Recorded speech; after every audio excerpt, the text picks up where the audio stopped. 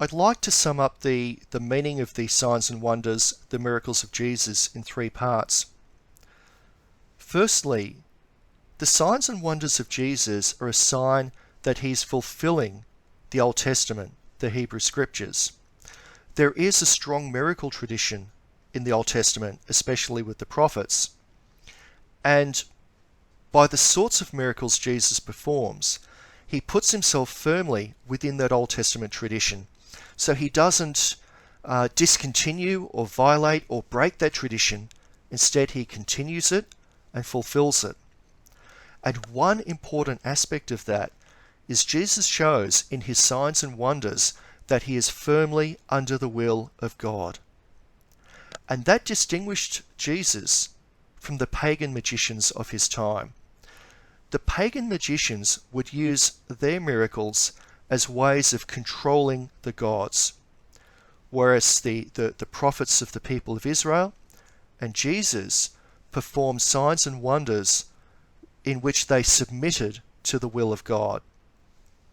That's something I'd like you to pay attention to as you read the miracles of Jesus and compare them to miracle workers of the ancient pagan world or even a number of TV evangelists today. Magic is where you control the gods. You tell them what to do. You command something of your own will. The signs and wonders of the Old Testament prophets and Jesus are not ways of controlling God, but submitting to God. They always occur under the will of the Father. And I think that's a very important distinction to make. A second important point is that the miracles of Jesus show the power of God in humility. They're not spectacular, and in fact, Jesus often commanded people, tell no one. So the miracles of God's power are hidden from most people. They're hidden from people except for those who have faith. And that's an important point. That the fact of the miracles, their meaning and significance, is not forced upon people, but instead they're revealed to those who have faith. And thirdly, the miracles of Jesus were intended not to force people or to coerce them, but to free people for discipleship, to be able to follow Jesus. The casting out of demons, for example, was not done for spectacle so Jesus could show off, but instead, these were done to release people so that they were free to follow Jesus and to share in God's kingdom.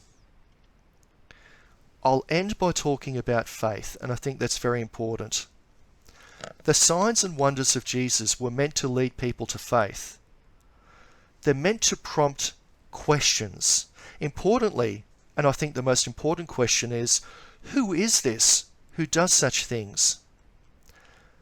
The signs and wonders of Jesus are meant to arouse a sense of wonder. So, miracles are events that provoke questions. And those questions lead to the response of faith. Miracles are signs for faith. Note in the Gospel how someone asks Jesus for something, and there's a pattern here. They ask for something, they have a struggle, they're moving towards faith in God, but they struggle. Just as the person says in Mark chapter 9, I believe, help my unbelief.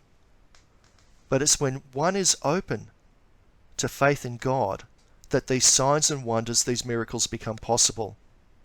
This means, and this is part of the message of the Gospels, that all things are possible to the believer. And importantly, faith in God and belief in miracles is not about belief in the spectacular. Rather, it's about trusting God, trusting God's power and God's providence. The real object of belief is not in extraordinary marvels. Instead, the object of faith and belief are in God.